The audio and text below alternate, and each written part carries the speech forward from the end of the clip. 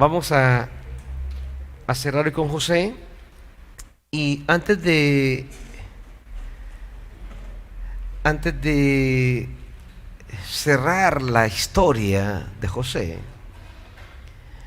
vamos a auxiliarnos de algunos cuadros que nos ayuden a captar un poco la trama, el movimiento, los tiempos, porque todas estas historias, aunque en la Biblia están unidas por unas cuantas páginas, pues no se dejen llevar por la ilusión de proximidad que da la letra, porque aunque una historia se resuma en 5 o 6 páginas, la proximidad que nos da la letra no es la misma que nos da la cronología de la historia. Pero antes de ver estos cuadros, quiero que veamos a José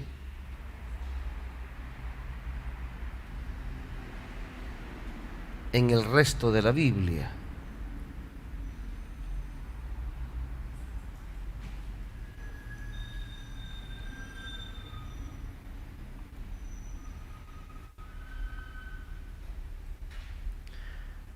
Un pasaje muy conocido es Deuteronomio 33, 13 al 16. Cuando Moisés bendice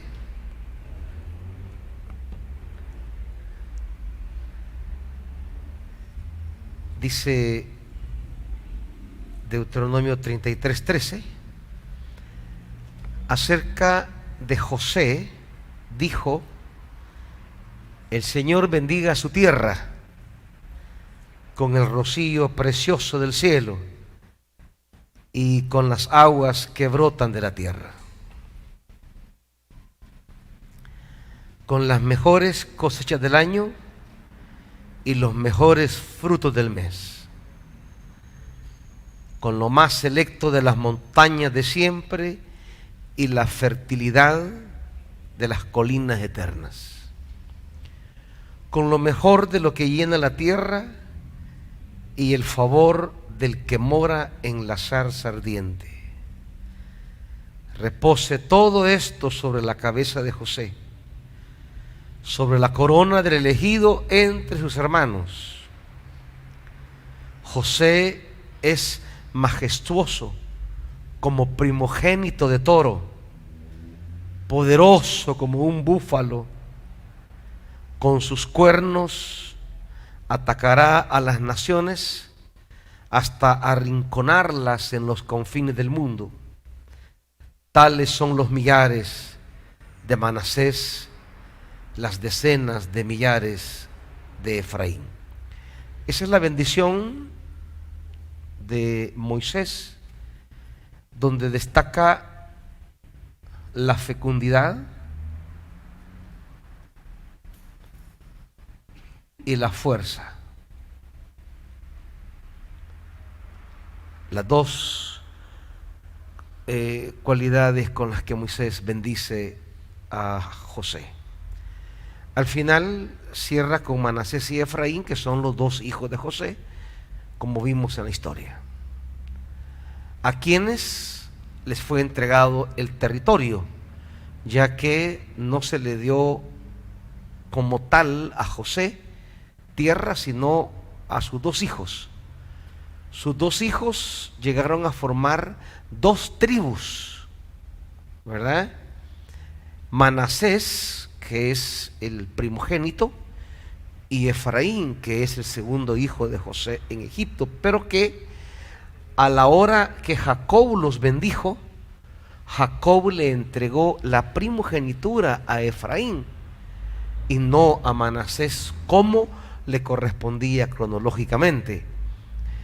Aún José pensó que su papá, por no estar bien de la vista, se estaba equivocando y quitó las manos de como José las había puesto, de como Jacob las había puesto, pero Jacob le insistió diciéndole: no, hijo, esto es lo que yo estoy haciendo. Efraín será el primogénito. Y de hecho, Efraín llegó a ser casi un nombre en la historia de Israel para referirse a todo Israel. Era como un título para toda la nación. Efraín como sinónimo de Israel, como sinónimo de las 10 tribus. Ustedes van a ver que antes de David,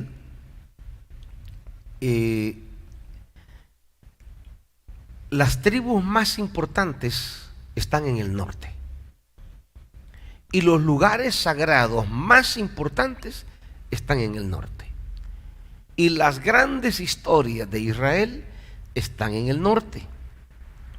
Lo que sucede es que después de David, y con la desaparición de las 10 tribus del norte, hubo una pérdida de memoria sobre la importancia de las 10 tribus del norte. Y nos quedamos fijados solamente en Judá y particularmente en Jerusalén. Pero como siempre les he dicho, Jerusalén realmente nunca fue nada significativo en la historia de Israel. Nunca fue un lugar sagrado, jamás.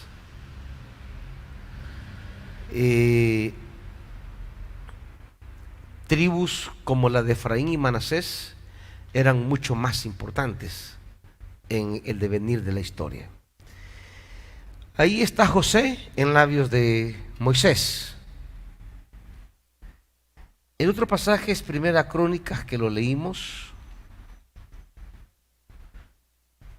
Primera Crónicas 5:2, que le dimos una lectura,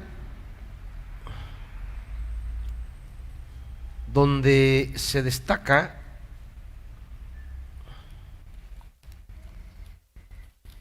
el elemento de José, que es la primogenitura, y dice: y aunque es verdad que Judá fue más poderoso que sus hermanos y hasta llegó a ser jefe de ellos, la primogenitura pasó a José.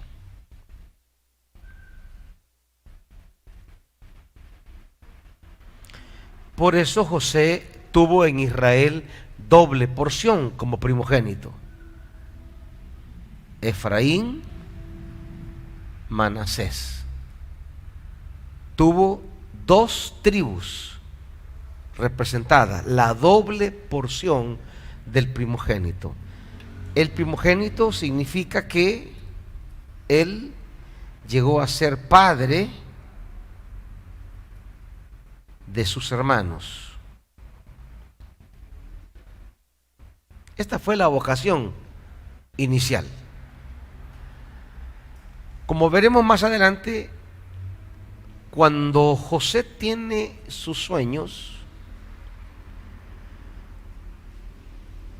los sueños de José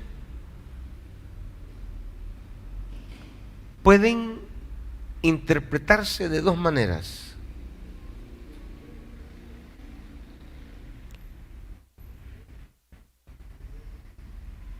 Señorío, dominio,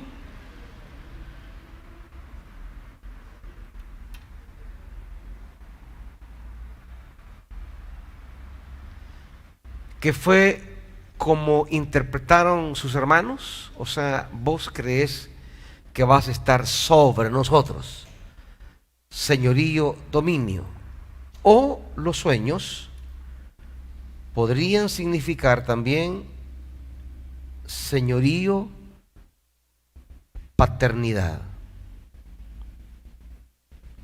De hecho, en la historia, regálame mi café, por favor, ya me dio envidia, hermana Gloria, aquí. De hecho, José tiene que preguntarse, y son como las preguntas que nos haremos a lo largo de la historia. Y cuando José sea Señor, ¿cómo será Señor? ¿Verdad? Cuando José sueña y los sueños parecen truncarse.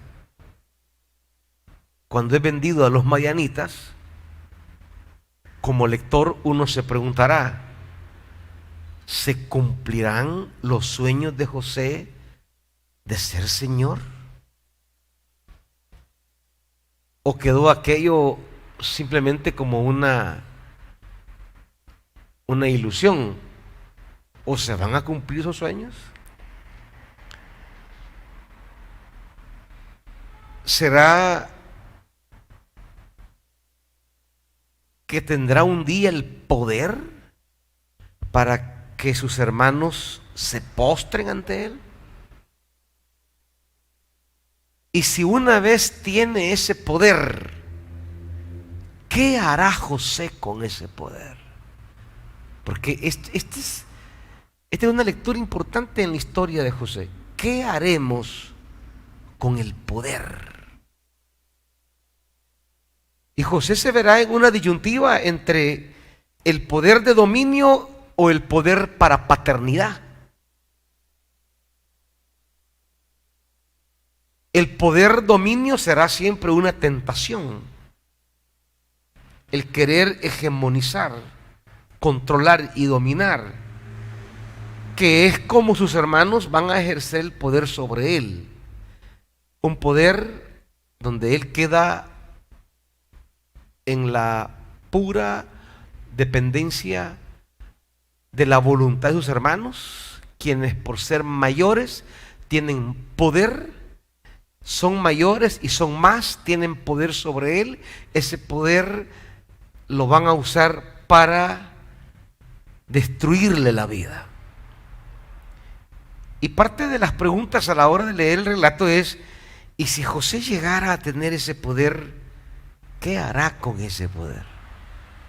Y la historia nos demostrará que José renuncia a usar el poder como fuerza de dominio, como señorío de control.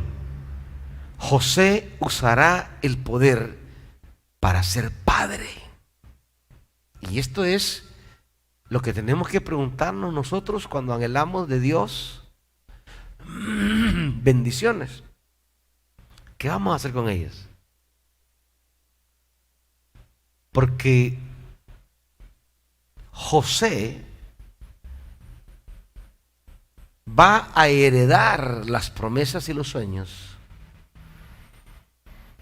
cuando su corazón está libre de cualquier intención de usar el señorío como dominación. Porque ese no es el objetivo por el cual Dios quiere bendecirlo. Y ya veremos la misión que le encomienda el Padre. José, por el proceso que hemos venido hablando de reconocimiento, de entender a Dios en el proceso de su vida, José llegará a la convicción que el poder recibido, por eso él dirá, si vamos al texto en el capítulo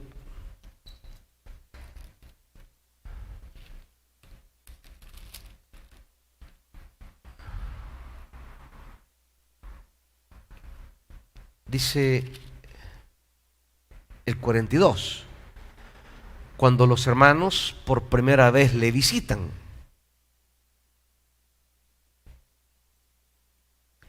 Capítulo 42, miren, yo espero que hayan leído la historia, hermanos, y no hayan venido aquí con la misma cara, que hayan leído la historia despacio, sin prisas, disfrutando los capítulos, diríamos así, de esta historia, que tan bien hecha. El que escribió esta historia era un genio en realidad. Dice Génesis 42, versículo 6, José era el gobernador del país y el que vendía trigo a todo el mundo. Cuando sus hermanos llegaron ante él, se postraron rostro en tierra. Imagínese lo que él un día soñó. Aquí está ocurriendo. ¿Cuánto tiempo ha pasado? Ya lo vamos a ver. En cuanto José vio a sus hermanos, ¿qué? Ojo, la palabra que venimos usando, los reconoció. Fíjese que no dice los conoció. No, los reconoció. Y no implica simplemente reconocerlos como darse cuenta que son ellos. No. Esa no es la idea simplista del texto. José lo va a reconocer no solo porque lo va a identificar, sino porque decidió en su corazón que le va a dar cobertura, va a cumplirle el propósito para el cual Dios. Esto de reconocer es como el pasaje cuando dice, y los reconoció Dios, cuando Israel clamaba allá en el Éxodo, ¿se acuerdan? Y Dios los reconoció. ¿Qué quiere decir? Que Dios no solo los identificó, sino que decidió, tomó una decisión. Reconocer es que usted toma decisión respecto a esa cosa, a ese evento o a esa persona. José los reconoció, pero fingiendo no conocerlos, para que vean la diferencia, conocerlos y reconocerlos, él decidió reconocerlos, pero fingió no conocerlos. Y les habló con rudeza. ¿Y ustedes de dónde vienen? Venimos de Canaán para comprar alimentos, contestaron. Aunque José los había reconocido, sus hermanos. Ese es el juego de palabras que venimos hablando desde el martes pasado. Reconocer. José reconoce, pero ellos siguen sin reconocerlo. Ellos siguen sin reconocerlo. Porque no es solo que no lo reconocen aquí, no, es que no lo reconocieron desde el principio.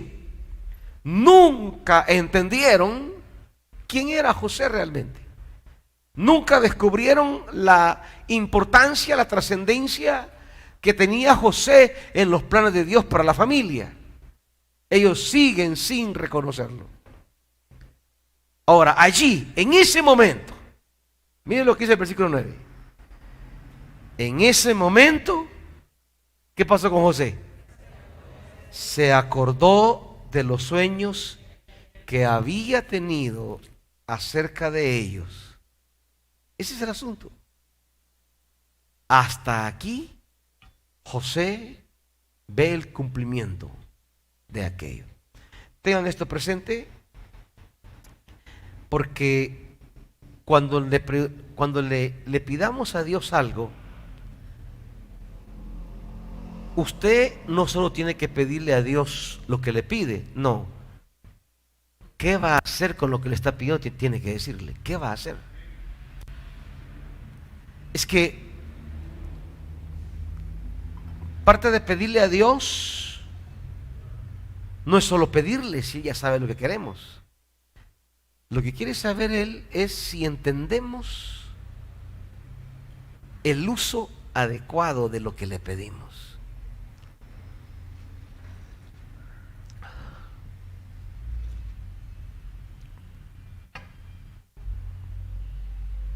¿Para qué usted le pide trabajo a Dios?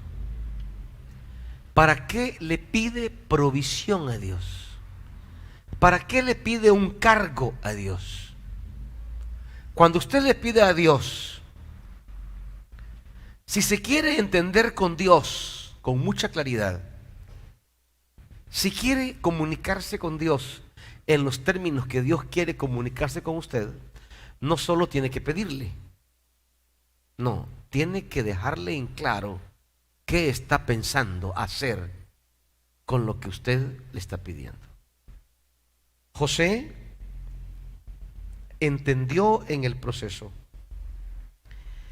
que Él no es Señor como sus hermanos entendían ser Señor. Porque los hermanos piensan en esta categoría.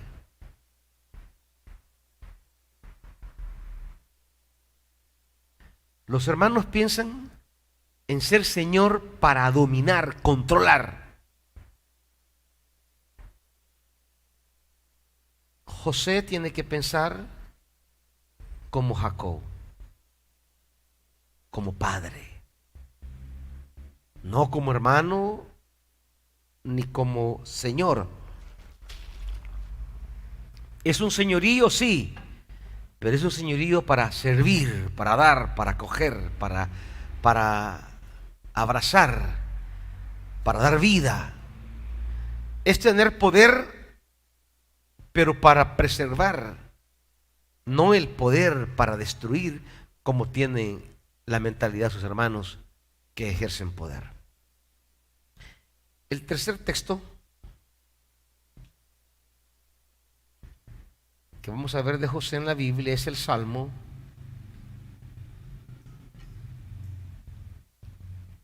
105. Vamos al Salmo. Es como para ver en el ideario de Israel cómo miraban a José.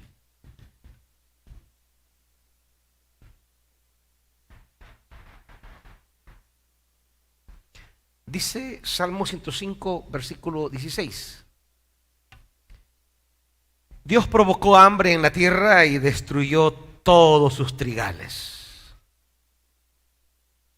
Pero claro, recuérdense que es una manera hebrea de hablar, que Dios al final tiene control de todo. No es que Dios destruye por una iniciativa de Él que está pensando en acabarse la comida. No, no, no. Son los procesos humanos de la historia que el hebreo entiende que ninguno de ellos está fuera del señorío de Dios, y por eso lo pone en voz activa como que si Dios los provocara. Pero envió delante de ellos a un hombre. Ojo, aquí se ve ya lo que en el ideario de la mentalidad hebrea llegó a significar José. José es un enviado. Esto, la teología de entender que soy enviado, esa es clave. No soy Señor, soy un enviado. Por eso José será el prototipo ideal para hablar de Jesús. Cuando usted hable de Jesús y hable de José, usted encontrará historias paralelas, acontecimientos paralelos. Usted encontrará unas similitudes.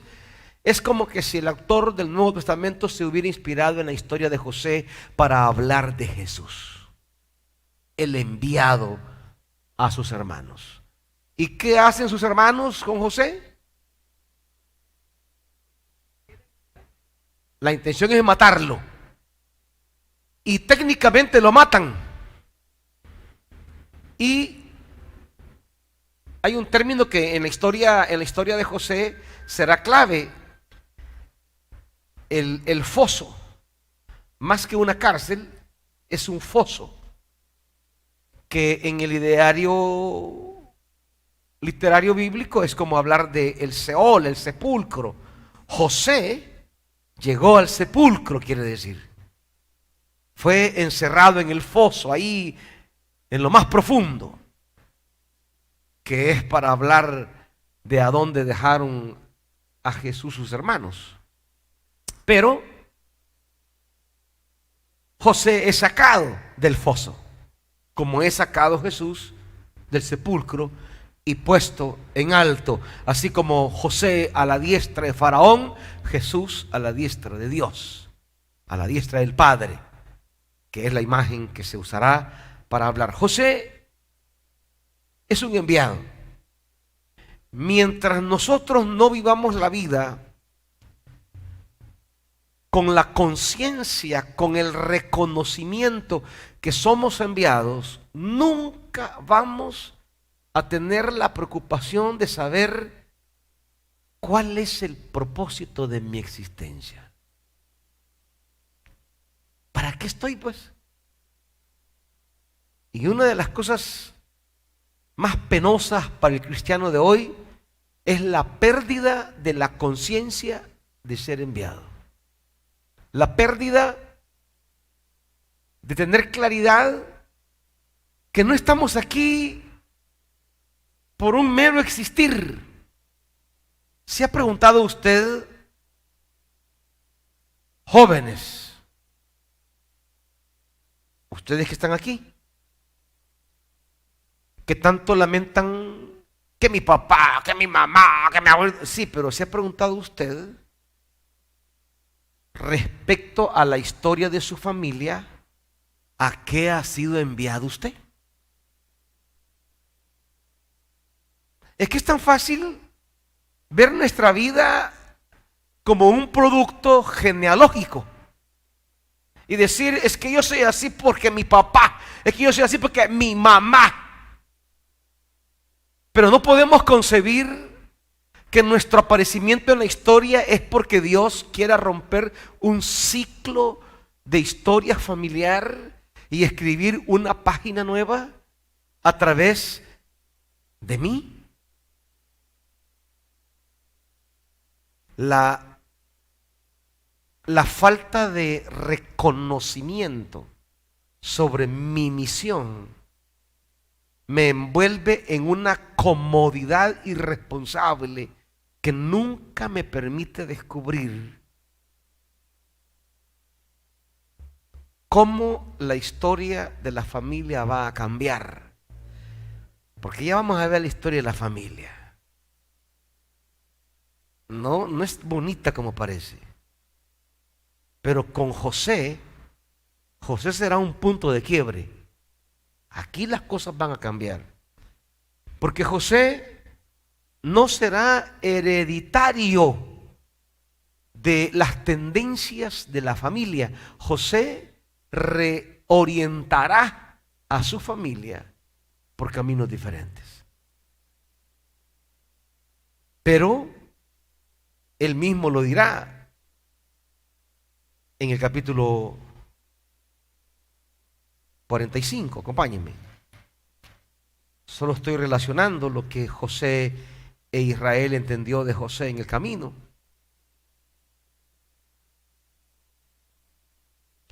Capítulo 45, versículo 3. Yo soy José, les declaró a sus hermanos. Y mire lo que pregunta él: ¿vive todavía mi padre? Porque él se va a colocar en la línea de padre. Pero ellos estaban tan pasmados que no atinaban a contestarle. Hasta hoy son unos pasmados. Nunca han podido reconocer realmente el sentido de Dios en sus vidas.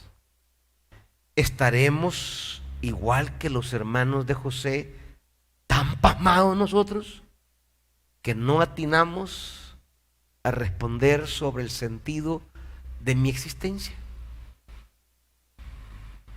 El sentido, ¿para qué estoy?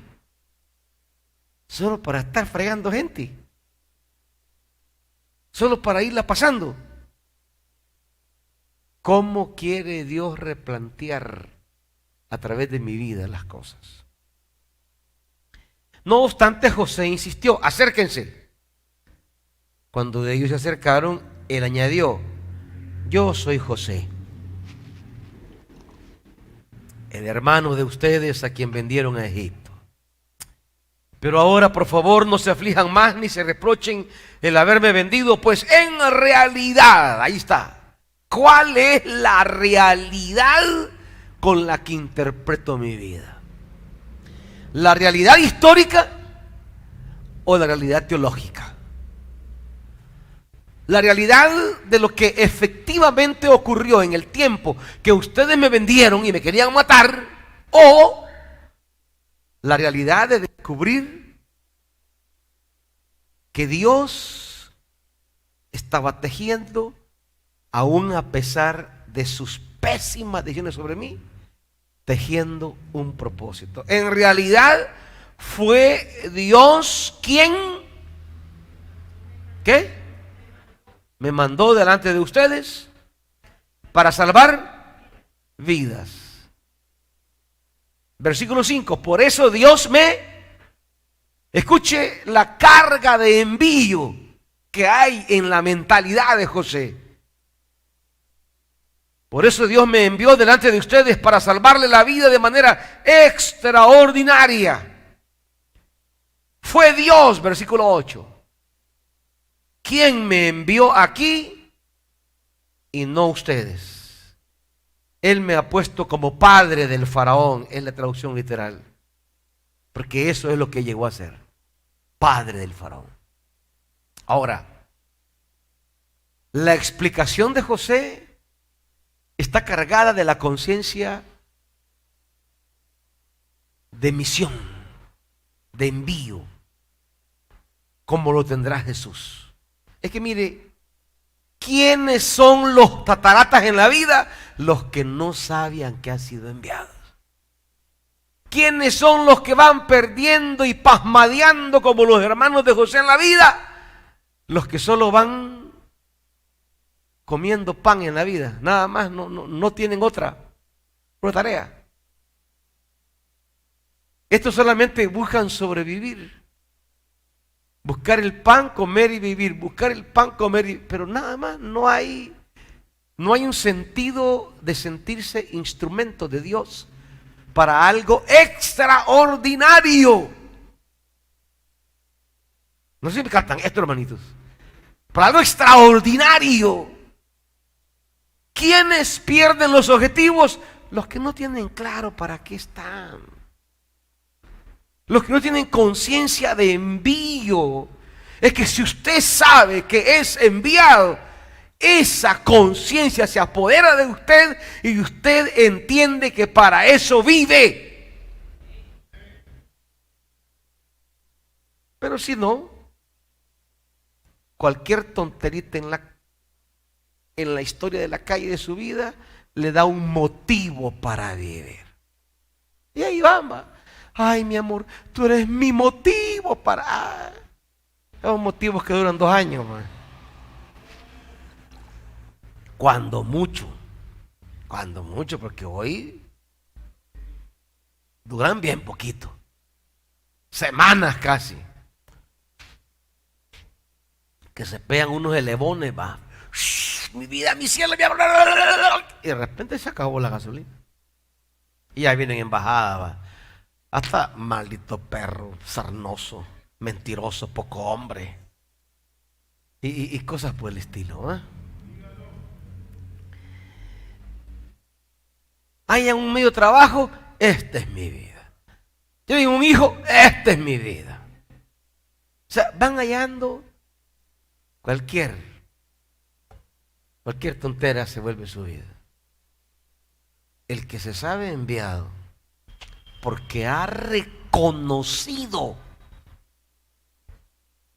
qué es lo que está haciendo Dios y para qué lo está llevando. No, él tiene claro para qué va en la vida. No anda pasmadeando como aquellos, pues. Estaban tan pasmados que no atinaban. Eso pasa. Pasmadencia, reconocimiento.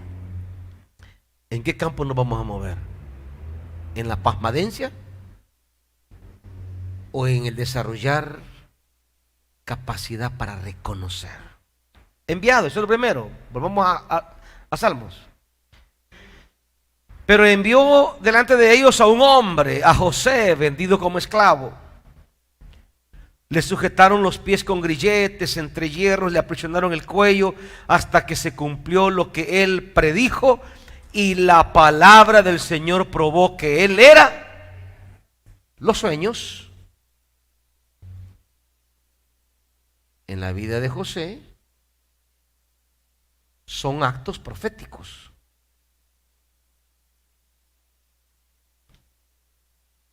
Por eso dice, se cumplió lo que él predijo. Y la palabra probó que él era veraz. Ese es el asunto de la palabra. La palabra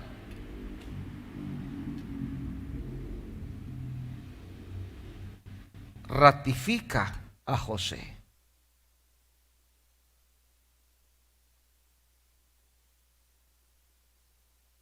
Y capte por favor esto dinámico de la palabra. Al momento que alguien dice, esto dice el Señor, nadie tiene manera de evaluar si es verdad o es mentira. Nadie. Por eso, distinguir la profecía mentirosa de la verdadera en el momento es difícil, porque no tenemos un criterio de cómo saber quién está diciendo en verdad la palabra de Dios. Pero solo una de ellas es palabra de Dios, la otra no.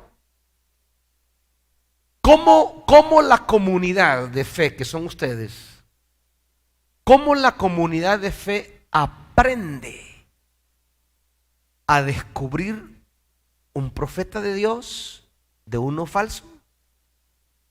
¿Y cómo aprende a discernir la palabra profética verdadera de una falsa? En el caso de José, el texto nos ayuda a entender esto. Y dice, la palabra probó, ratificó. El tiempo es el instrumento que la palabra usa para decir quién era profeta verdadero. Por eso la comunidad tiene que aprender a ver trayectoria del que dice, así dice el Señor.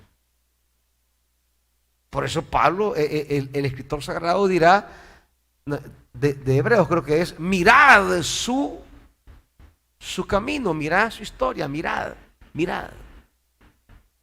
Mire sus palabras. ¿Han sido esas palabras ratificadas? ¿Ha respaldado, ha probado que era veraz la palabra de Dios en esa persona a través del tiempo?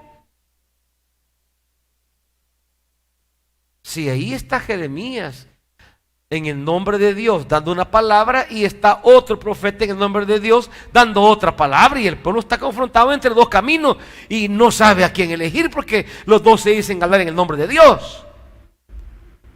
Ahora, al paso de 1 año, 2 años, la palabra demostró que Jeremías estaba diciendo la palabra de Dios. Pero para los que creyeron la palabra del profeta equivocado, ya era tarde, porque se habían encaminado. Ahora, ¿qué tenían que haber visto él? Pues la trayectoria de Jeremías, el hablar de Jeremías, el ministrar de Jeremías. Por eso ningún profeta es reconocido en el momento. Para reconocer un profeta se requiere tiempo.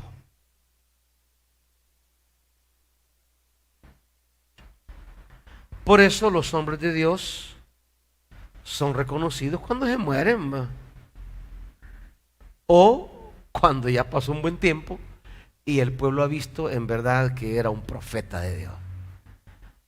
Por eso la historia de los hombres de Dios al principio son historias de Son historias de quien anda un perfume tan fuerte, pero un perfumón que si alguien se ha echado. El café quita otros olores.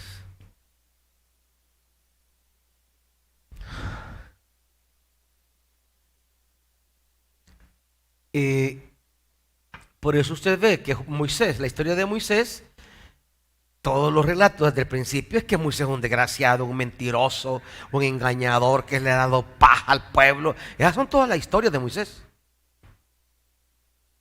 Y a medida va pasando el tiempo y se va avanzando, el pueblo va desarrollando poco a poco la conciencia hasta el final, va, que terminan llorando los 40 días.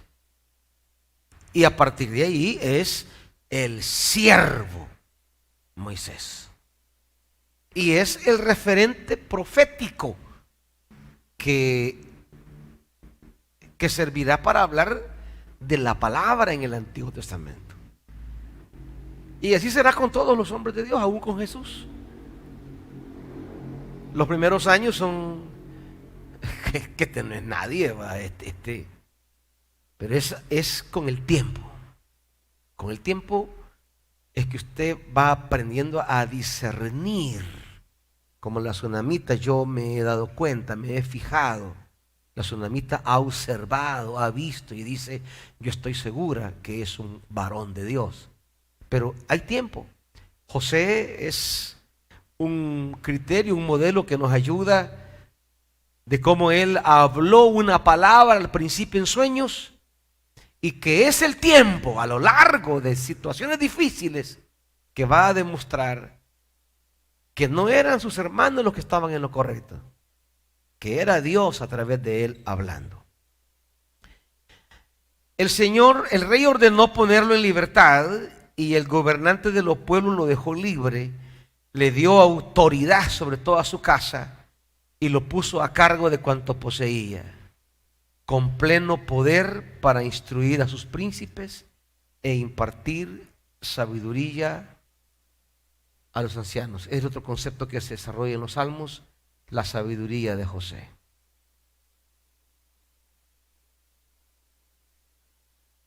Indudablemente no se puede obviar la sabiduría de José en todo este trabajo.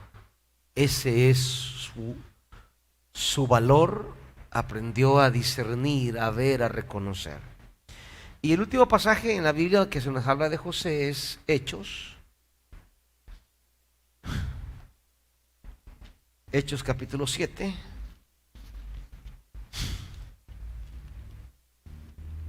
Hechos capítulo 7, versículo 9.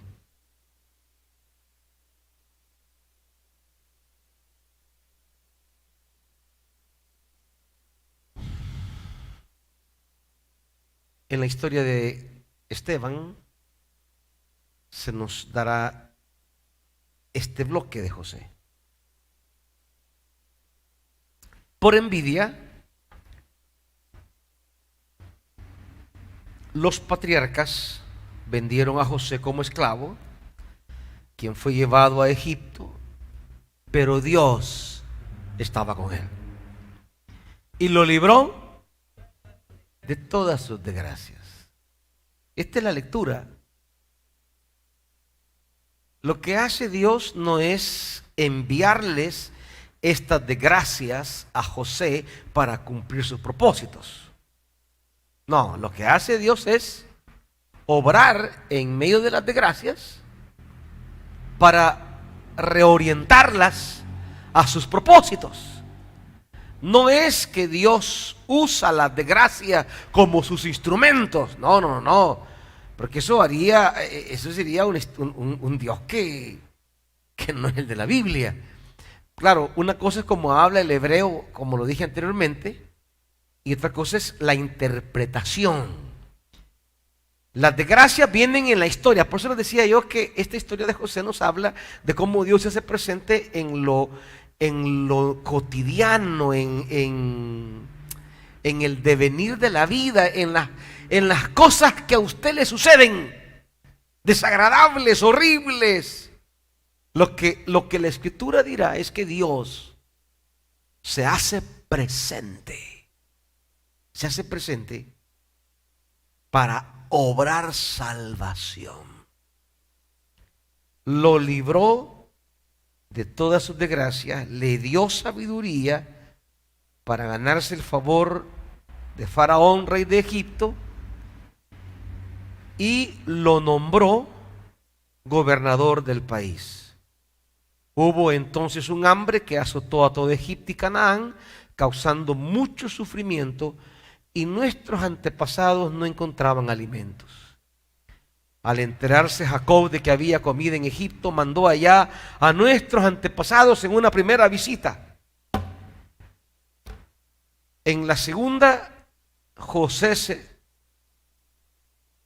se dio a conocer a sus hermanos y el faraón supo del origen de José. Después de esto, José mandó llamar a su padre y a toda su familia, 75 personas en total. Bajó José a Egipto y ahí murieron él y nuestros antepasados. Sus restos fueron llevados a Siquem y puestos en el sepulcro que a buen precio Abraham había comprado a los hijos de Hamor en Siquem. Aquí está la trama de la historia de José, donde se destacan elementos anterior de la sabiduría, el envío y el sentido de José como portador de vida para sus hermanos. Esta es, diríamos, como la perspectiva de José a lo largo de la tradición bíblica. Quiero que nos auxiliemos de unos cuadros para entender algunas cosas que a simple vista no se ven en el texto. Algunos elementos que en la lectura se nos escapan porque no tenemos como una dimensión clara de esto. Primero vamos a ver la cronología relativa a la historia de José. Lo que usted lee en 3 o 4 páginas, pues eso no fue así tan rápido como usted lo puede leer en una sentada. No, esto se llevó tiempo. Es posible reconstruir la cronología de la historia de José a partir de datos del relato.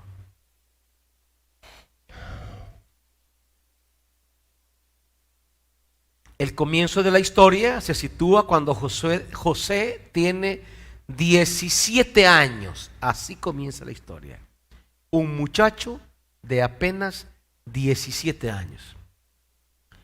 La observación siguiente, ese dato se nos da en el 37.2. La observación siguiente se ofrece en el 41.46, donde el narrador señala que José tenía 30 años cuando se encontró en presencia del faraón. ¿Cuánto ha pasado? 13 años. Lo que usted leyó apenas en una hoja fueron 13 años. 13 años es una vida, no es algo fácil de pasar. ¿Cómo? Donde el narrador señala que José tenía 30 años, es ese año en el que José se presenta ante el faraón. Ese año es el primero de los 7 años de abundancia anunciados por José. ¿Se acuerdan? Que anunció 14, 7 con todos los poderes y 7 gran acabazón. Entonces José, después de los 7 años de abundancia, ¿cuántos tenía ya? ¿Ah? ¿Pueden sumar o están pasmadeando como los hermanos de José? 37, vaya. Y luego los otros 7 años de escasez. Al cierre de la escasez, ¿cuándo tenía José ya? Vaya. El primer encuentro entre José y sus hermanos se sitúa, según parece, en el primer año de la hambruna, o sea, cuando José tiene 37 años. ¿Cuánto tiempo ha pasado entonces? Han pasado 20 años desde que José vio por última vez a sus hermanos. Ha sido más el tiempo de separación que de convivencia. De convivencia solo tuvo 17. De separación han pasado 20. De no ver a sus hermanos, de no hablar de nuevo su idioma, de no vestirse como ellos, de no comer su comida, de no ver a su papá, madre, de no saber del padre. 20 años. Mire, esta es otra vida ya. Este es otro José. 20 años lo han formado. Ahora la pregunta es, ese José formado por los últimos 20 años, ¿cómo será? ¿Qué hará? ¿Hacia dónde llevará la familia? Porque todo empezó con un envío. Ahí deja eso, Rey. 37:14. Aquí es donde todo empieza.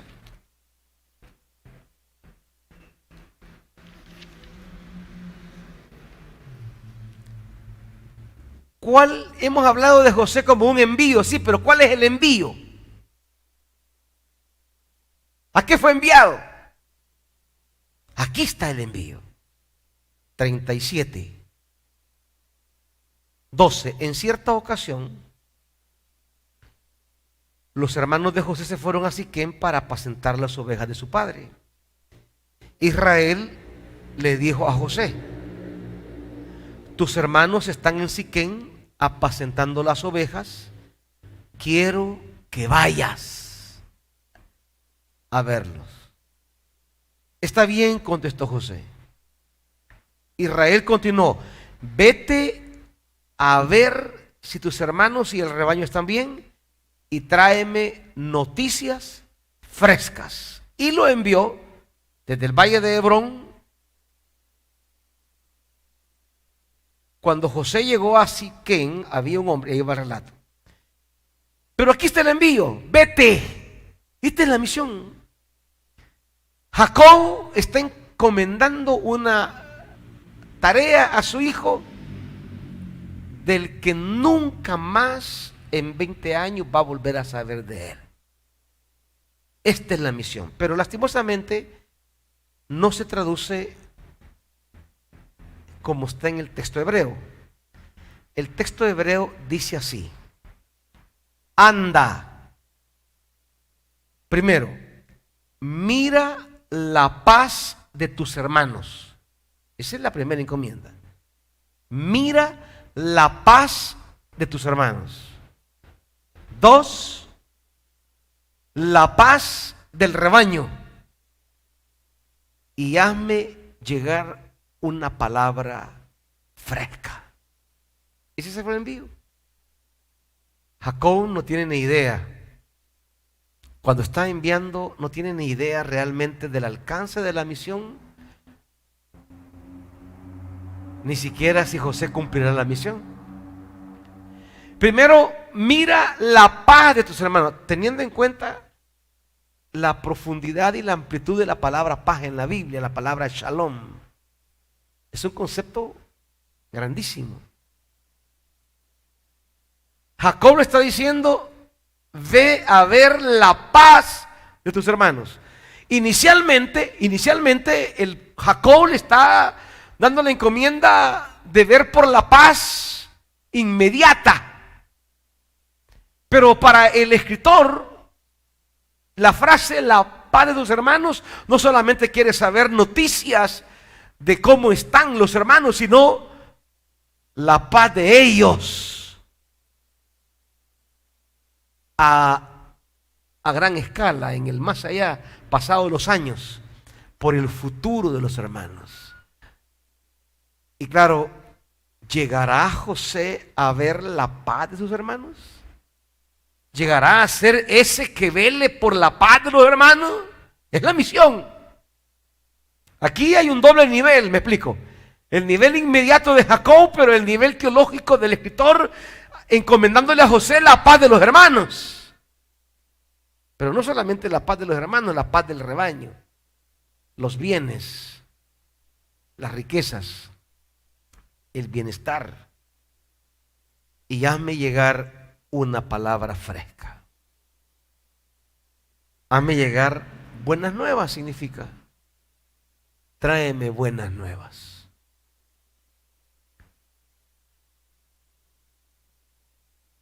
Pero lo que va a pasar le dejará al lector la sensación de que José no podrá velar por la paz de los hermanos. Porque los hermanos, a diferencia de los hermanos que han pasado por toda la Biblia anteriormente, matan a su hermano. Los hermanos son herederos de la tradición bíblica de hermanos mayores matando a hermanos menores. Caín matando a Abel, Esaú queriendo matar a Jacob, los hermanos mayores como Ismael atacando a Jacob, perdón, a Isaac. Siempre los hermanos mayores queriendo matar al hermano menor. Y sus hermanos no serán la excepción, son parte de esa tradición. ¿Cómo puede cumplir José la misión de velar por los hermanos cuando los hermanos prácticamente lo han sacado del juego? Lo han sacado del escenario. ¿Cumplirá Jacob su misión? ¿Tengo excusa yo? ¿Tiene excusa usted después de leer la historia de José? ¿De que usted no va a hacer nada porque han sido más grandes las adversidades que las circunstancias favorables? ¿Va a venir usted después de leerme la historia de José a hacer un montón de justificaciones y de excusas de que no puede, de que no se pudo, de que se siente desanimado, de que está debilitado, que no tiene ya deseos ni anhelos después de leer esta historia? Donde los hermanos han conspirado para sacarlo de la escena y mantenerlo alejado y fuera. Y va a venirme usted a decir: es que yo no pude velar por mis hermanos, porque mis hermanos aquí, mis hermanos allá. Va a venir usted a hacer con esa historia. Si usted viene a esto, no ha leído la historia entonces. Después de haber estudiado a José en la escuela de predicadores, va a venir a ser usted uno que solo ponga justificaciones para que no puede hacer nada, no puede salir de donde está, ni luchar, ni salir adelante. Entonces usted es un pasmado como los hermanos de José. Y no es José. Y seguirá pasmadeando. Y poniendo excusas a lo largo de la vida. Es que mi hermano, es que mi papá, es que fulano, es que mengano, es que sutano. Después de leer la historia de José, es de llenarse de un coraje, una capacidad, una valentía de decir: veámonos en 20 años, veámonos.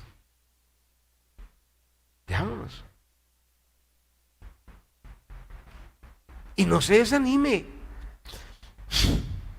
No sé quién echa un perfume ahí que me tiene fregado la nariz. Y no se desanime.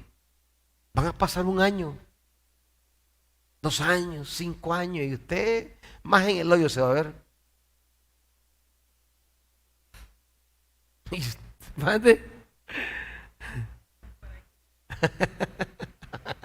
No digo cerca del hoyo, ¿va?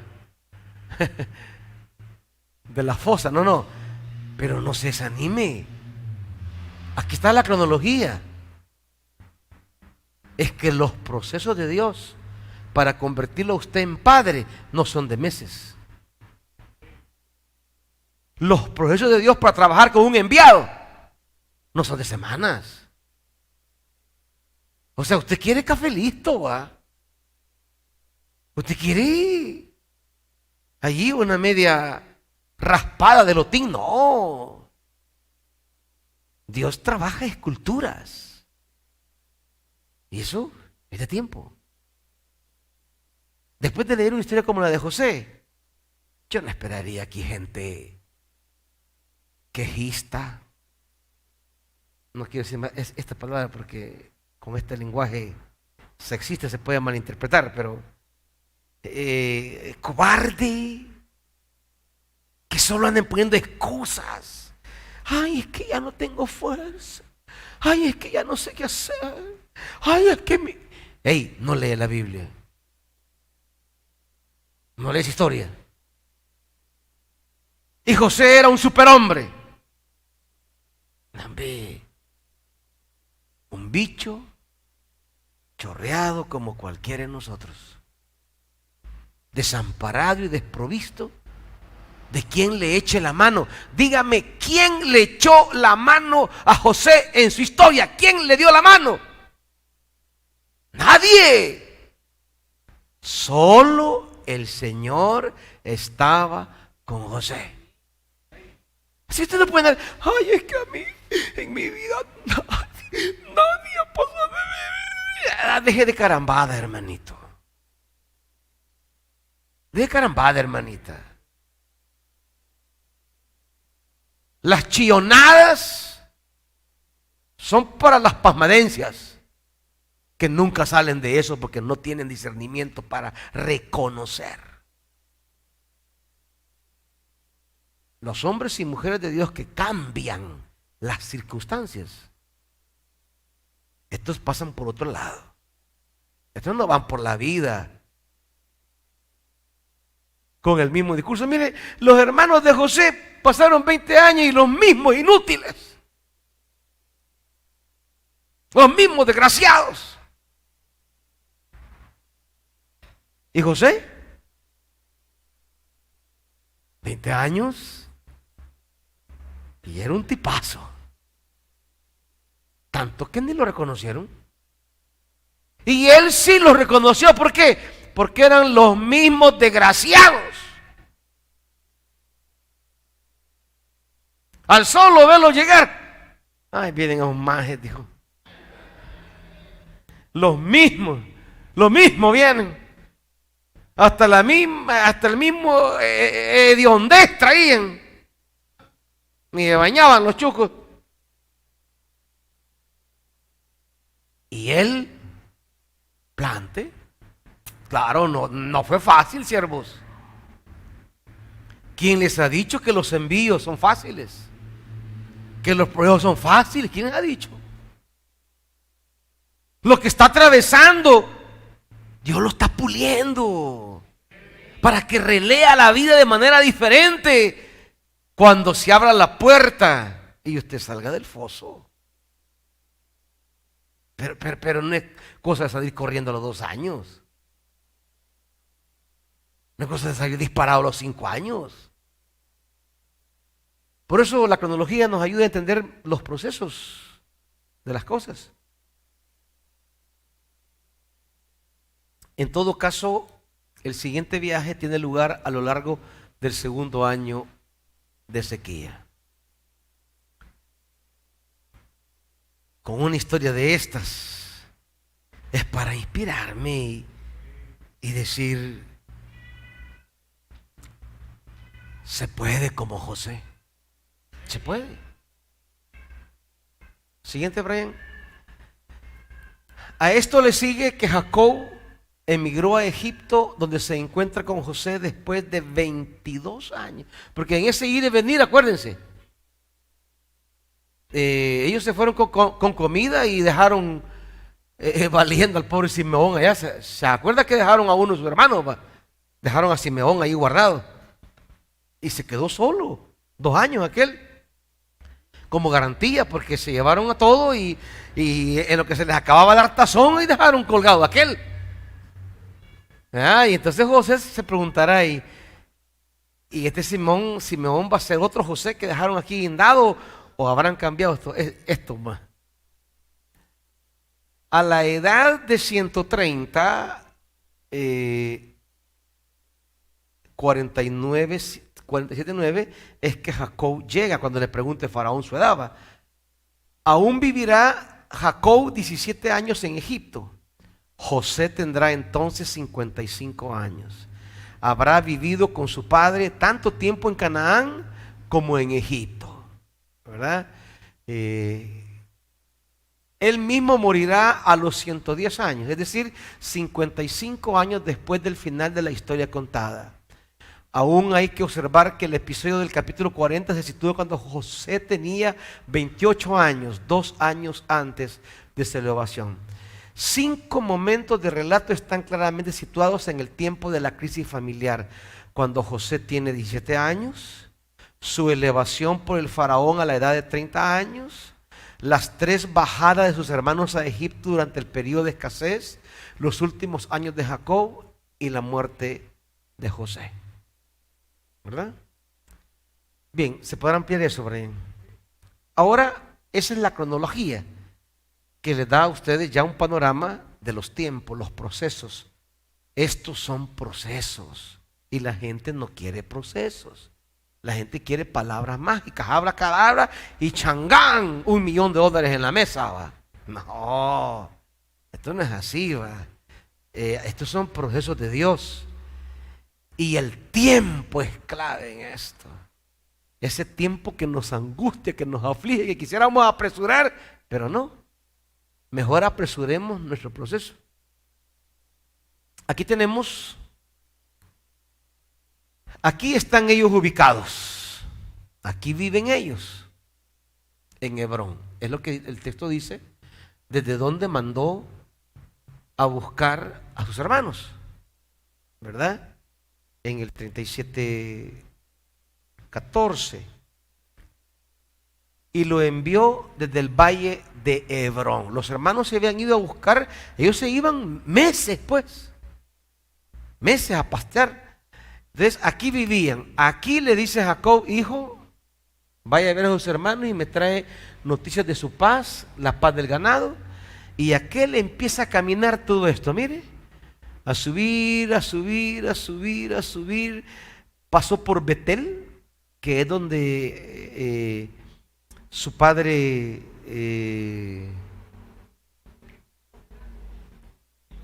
se había encontrado con Dios, ¿se acuerda? Todo el historial, imagínese a él tiene como todo un itinerario, como el de sus padres, va a llegar a Siquén, un lugar importantísimo, hasta llegar a Dotán. Aquí pasó todo. Aquí pasó el maltrato de los hermanos. Cuando lo ven llegar, hay un juego de palabras muy bonito, porque ellos dicen, en el hebreo dice que ellos dijeron, ahí viene el Señor de los sueños. Así dice el hebreo. En la traducción solo dice, ahí viene el soñador, pero el hebreo dice, ahí viene el Señor de los sueños.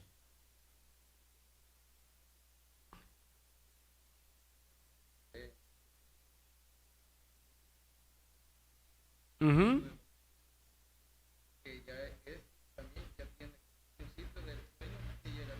Correcto. Jacob ha tenido sueños también. Por eso él se dirá que Jacob meditaba las cosas, porque él también había tenido sueños. Y ahora es José quien ha tenido sueños. Claro, Abraham también tendrá sueños. En el capítulo 17. Solo Isaac es un personaje medio extraño, que ni ciclo de él hay, pues va. Es como nada más un ganchito, sí, de ser promesa, pero como que no tiene mayor. Aquí viene la caravana ismaelita viene del norte, viene por aquí, llega aquí, Rubén es el que intercede para no matar a José, porque su intención, dice el texto, era librarlo de sus hermanos y devolverlo a su padre. Y en lo que él salió, ahí era media su vuelta, cuando regresó ya no estaba, porque Judá intervino, diciendo que porque no le sacaban ganancia, mejor que lo vendieran por 20 monedas de plata. Cuando él llegó, el foso estaba vacío, ya lo habían vendido. Acuérdense que Rubén y Judá son los que van a hablar con José allá, cuando estén en la corte de Faraón. Será Rubén el que hable después de en la primera llegada. Es Rubén quien toma la palabra, y luego cuando se descubre la copa en el saco de Benjamín, será Judá el que hable. Los que hablaron aquí como protagonistas alrededor de José serán los que hablen en Egipto, ya en la corte, siendo José el señor de Egipto, porque así le dice el hebreo, así dicen ellos, así como le dijeron, ahí viene el señor de los sueños. Cuando hablen de José delante de su padre, le van a decir el señor de Egipto. Sus hermanos, de una manera ya sea burlona al principio o ya sea respetuosa al final, pero van a hablar de su hermano como el Señor, que fue lo que siempre se dijo en los sueños. Pero el señorío, como dijimos, tenía que decidir José si sería señorío de dominio o señorío de paternidad. Ser señor para dominar o ser señor para servir. ¿Para qué queremos ser señores nosotros? Ahí viene la caravana que desciende y ahí va hacia Egipto. Esta es como la geografía. Este es el itinerario que le toca a José vivir. Es una cosa que comienza desde aquí y se va, ¿verdad? Bien, otro cuadro. Esto, para aquellos que a nosotros la visión gringa de la familia nos tiene jodidos de la mente. El mundo evangélico es un mundo así, mentalmente jodido con el tema de la familia. Y lo digo así con esa palabra, porque los gringos nos han hecho creer que Dios se mueve en familias ideales. Donde hay un papá que solo pasa orando y Señor y aleluya, y la mujer es una sierva de Dios y que solo pasa oyendo alabanzas, nada de perreo, y que los hijos todos van bien vestidos a la iglesia de la mano alabando a Dios y son buenos hijos, ¿verdad? Esa es la familia ideal que nos han dicho, en esa familia se mueve Dios. Y ese concepto de familia que los gringos nos han metido como una familia, de paz. Me acuerdo aquel canto que entonábamos antiguamente en la iglesia: danos un bello hogar. Y ahí se podía decir, donde el Padre es fuerte y fiel. Donde la mamá que decía la mamá, otras cosas, que la mamá aquí, allá, que los hijos al Señor. O sea, una idea de familia, que dónde diablos va a estar la familia. Y entonces ahí andan las familias, ay, es que mi familia no es así. Y traumado, ¿va? Traumado porque nuestras familias no son perfectas. Es más, son bien imperfectas. Y sentimos que somos evangélicos por gusto. Porque ¿cómo pues? ¿Cómo esa familia puede ser cristiana? Y miren cómo es. Porque nos han metido en la cabeza que la familia cristiana son unos santos ahí levitando, ¿verdad? Que desde que usted entra aquí, el Salmo 91, le da vuelta a la puerta, atrás Salmo 23.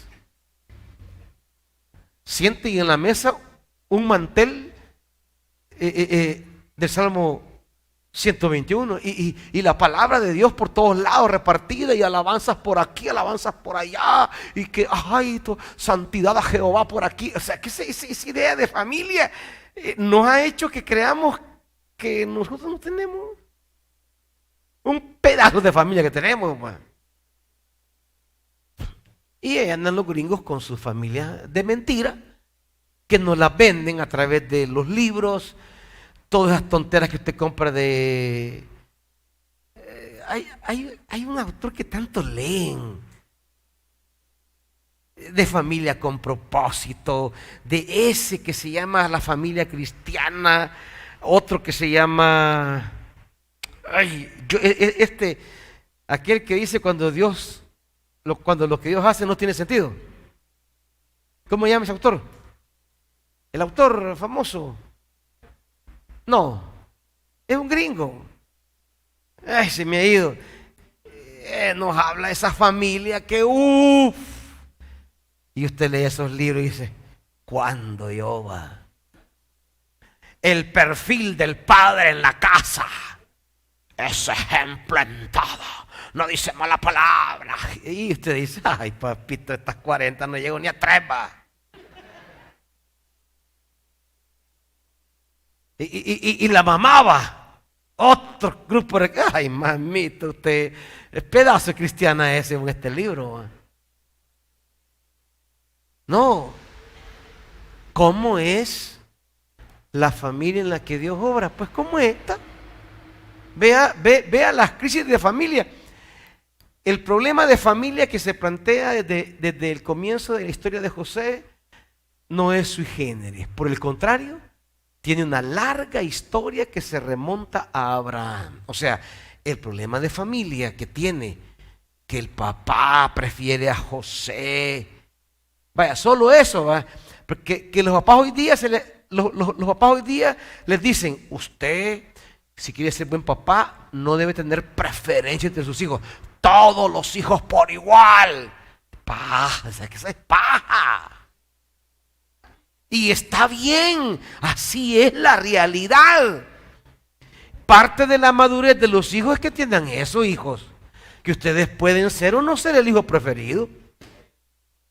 Que ustedes pueden ser la hija o el hijo preferido o el menos querido. Pero zóquenla. Así es la vida. Esto así es. O sea, no. En la historia así es. Y si los papás son sinceros y no se dan paja, tienen hijos preferidos, tienen nietos preferidos. Así que no anda en crisis que, ay, mis hijos no son los preferidos. Vale, chonga. Si no es la alegría de su vida. Deje de andar de trauma que, ay, yo no era la hija querida. ¿Y qué tiene? ¿Y qué tiene que su hermana era más querida? ¿Qué tiene? Los papás deberían de ser claros en ese punto y andar y dejar de andar con vueltas. Ay, que yo a todos los quiero por igual. ¡Pah! Y le da gran pedazo a uno y chiquito a otro. ¿Va? Esto no viene solo con la familia de José. Que a José le da la túnica bien chiva de colores, ¿va? Y los otros es que vea que se ponen, ¿va? No, esto viene desde Abraham. Es toda una historia. Las familias en la Biblia no son ideales, son reales. Usted mire cómo la mamá arma ahí un traqueteo para dormirse al papá Isaac. Se lo bajan, la mamá y el hijo se lo bajan. ¿Me entiende? Como pasa en la casa. Como la mamá se engancha al tata para beneficiar a un hijo. Eso le pasa en su casa. Papi, fíjate que el niño... Y los otros, no, pero es que fíjate que son Rebecas. Son Rebecas. Hasta el día de hoy hay Rebecas. Y no es aquello de la idealidad. No se den paja a ustedes ni le den paja a los hijos. Vean, claro, esa humanidad, las familias de la Biblia son bien humanas. Son tan humanas que esa humanidad genera crisis, como la que generó entre los hermanos, ¿verdad? Odiaban a José porque era el preferido de papá. Pero esa es la realidad. Esa es la familia humana. Entonces, esto empezó desde Abraham.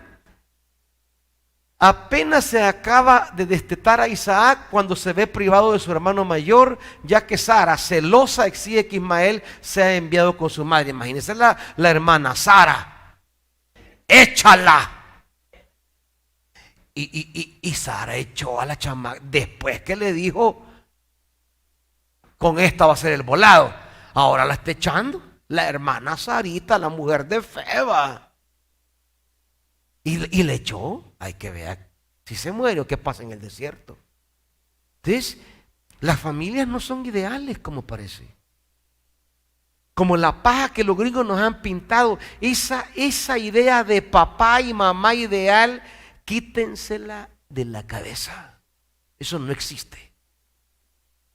La paternidad y la maternidad hay que construirlas desde el proyecto de reino de Dios, desde las realidades humanas, desde las realidades latinoamericanas y no desde las bobadas gringas.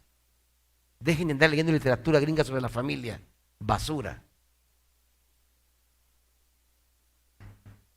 Aparentemente que Isaac sea privado de su hermano mayor, con quien jugaba, dirá el hebreo realmente, con quien jugaba, parecerá no tener consecuencias para Isaac. Sin embargo, el lector sabe que éste se establece en el pozo de Lahai, un lugar cargado de recuerdos de su hermano, puesto que su nacimiento y su destino fueron anunciados allá a su madre.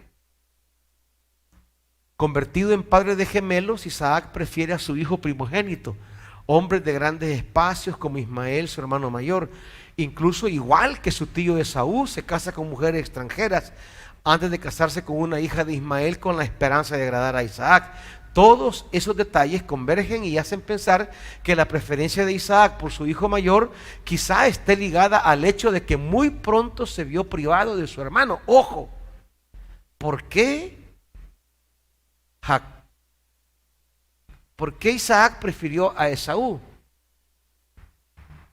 El autor sostiene el parecido entre Esaú e Ismael y el rol que jugó Ismael como hermano mayor en él, y que la semejanza, parecido de Esaú le recordaba a su hermano mayor, y que aunque aparentemente la huida de forma precipitada, la ruptura drástica que tuvo de su hermano como referente fraterno, lo llevó a desarrollar un afecto por el hijo que se parecía al hermano que perdió. ¿Me explico? Entonces, las tramas se van dando de manera natural y Rebeca va a preferir al cipote de la casa, ¿va? Jacob era el que le iba a barrer, a cocinar, a trapear, a hacer las cosas del hogar. Y Esaú era el que se daba duro con las bestias salvajes en el campo. Por su parte, Rebeca pone su mirada en Jacob a semejanza de su suegra, que también había preferido al pequeño. En una especie de celo materno por el segundo, siempre igual que Sara, actúa de modo que su hijo amado destrone al mayor, privándolo de la bendición paterna. Este odioso robo provoca el resentimiento de Esaú, y para evitar lo peor, Jacob huye de su casa. Esto de hermanos odiando hermanos no es solamente de la casa de Jacob, fue de la casa de Isaac y fue de la casa de Abraham, y será de todas las familias para atrás. Aconsejado por sus parientes, se dirige a casa de su tío materno, Labán, donde se encuentra con Raquel, sobrina de Rebeca, mujer hermosa como ella, y la pequeña como él. Invitado a habitar y trabajar en casa de Labán, Jacob ama a Raquel más que a la primogénita Lía. Otra vez, esa nota que se mantendrá en Génesis, la preferencia por los menores por encima de los mayores. Pero pronto las cosas se tuercen. Astuto como su hermana, que engañó a Isaac, porque Rebeca es hermana de Labán, ¿verdad? Y Labán es tío de Jacob. Labán engaña a Jacob con Lea en favor de ella. Igual que Rebeca había engañado a su marido con su hijo, queriendo favorecerlo, Jacob entra de nuevo en conflicto. Esta vez con este tío suyo que se dice su hermano. Por su parte, sus dos esposas, de las que una es odiada pero fecunda y la otra es amada pero estéril, repiten el conflicto entre la abuela Sara y su rival Agar, utilizando también ellas siervas como vientres de alquiler. O sea, la trama familiar de los siervos de Dios no es nada fácil, ¿verdad? Este es un embrollo de desmadre, hermanito. O sea, vean que está intrincado de cosas que decimos, estas cosas no son parte de las familias de Dios. Y aquí están, va, formando parte. En este contexto en el que nacen los 12 hijos de Jacob, sus nombres traducen la exacerbación de la envidia que obsesiona a las dos mujeres en la carrera por el mando y por el hijo.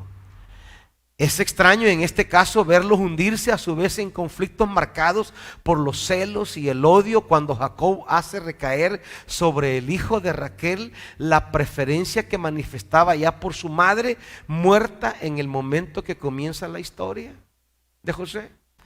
O sea, los altercados de los hijos tienen que ver con los altercados de la mamá, porque las cuatro se daban riata por Jacob, ¿verdad? Y todas querían pasar una noche con Jacob y lo compraban, lo vendían, lo cambiaban, que mira que te doy este chucho por, vaya, está bien que mira estas dos gallinas, vaya pues que mira que compré esto, y las mujeres hacían los cambalaches para tener a Jacob de su lado, ¿verdad? De esta manera, de una generación a otra, en esta familia los problemas de relación se repiten, se desplazan, se amplían. A partir del momento en que concluyan definitivamente las disputas familiares, José y sus hermanos ponen fin no solo a su propio conflicto, sino también a un problema que se arrastraba desde hacía varias generaciones. Este es el rol de José. José va a iniciar un nuevo entorno familiar, donde el enemigo ya no está dentro, sino va a ser afuera. El faraón será el enemigo de esta nueva nación. Vamos a llegar hasta aquí, porque ya el tiempo se nos fue, ya son las 8. Después de leer, y yo les exhorto a volver a leer en una versión distinta a la que ha leído la historia de José, leerla en otra Biblia, y leerla despacio. Después de leer a José, usted no me puede venir a decir que el Dios de José es diferente. ¿Es su Dios?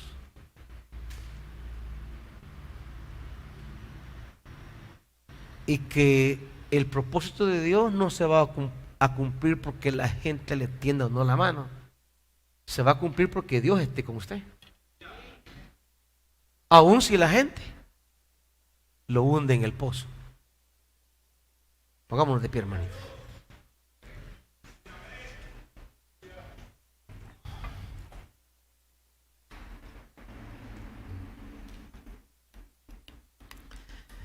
Señor, regálanos más José en esta iglesia.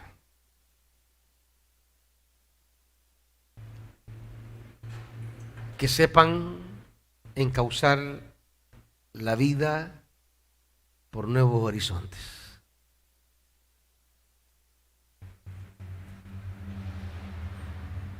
Que no vengan a dar justificaciones del que por qué no pudieron hacerlo. Si tú estás con nosotros, ¿quién contra nosotros? Acepta lo que tu pueblo trae recíbelo con agrado en el nombre de Jesús. Amén.